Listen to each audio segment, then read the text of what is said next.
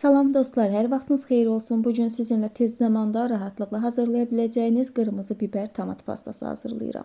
İlk öncə biberlər bol suda yaxşı yuduq, ardından saplağını və tumunu təmizləyirik. Mən ümumilikdə 2 kiloqram yarım qırmızı biberdən istifadə etdim. Değerli izləyicilərim, kanala abunə olub videonu bəyənməyinizi hər birinizdən xahiş edirəm. Bu bizim üçün çox önəmlidir. Dəstək olan hər kəsə öncədən təşəkkürlər. Biberlərin içərisini təmizlədikdən sonra 4 hissəyə ayırıb ət maşınından keçirəcəyik. Nəzərinizə çatdırım ki, biberin qabığını soymadan elə qabıqlı formada ət maşınından keçiririk. Hazır olan kütləni bişirəcəyimiz qazana əlavə edirik. Bir qədər qalın qazandan istifadə etsəniz daha yaxşıdır. Ocağa alırıq və təxminən 10-15 dəqiqə müddətində tez-tez qarışdıraraq bişiririk. Bişirən zaman ocağı gür etmək olmaz, orta odda bişiririk. Biberi yoxlayırsınız. Əgər yumşayıbsa o zaman blenderdən keçirmək olar.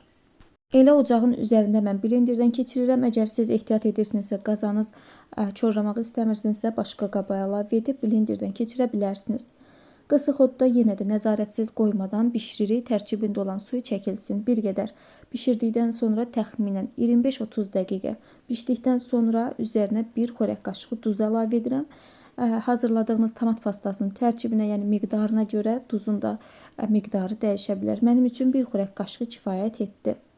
Tomat bişən müddətdə nəzarətsiz qoymaq olmaz, tez dibi tuta bilər. Əgər bunun olmasını istəmirsinizsə, ara-ara qarışdırın və artıq demək olar ki, bizim tomat pastamız hazırdır. Hazır olmasını hardan bilirik? Qaşığı çəkirsiniz. Əgər tez birləşmirsə, deməli hazırdır. Hazır olduqdan dərhal sonra bankalara əlavə edib qapağını möhkəm bağlayırsınız. Bu qədər sadə və asan.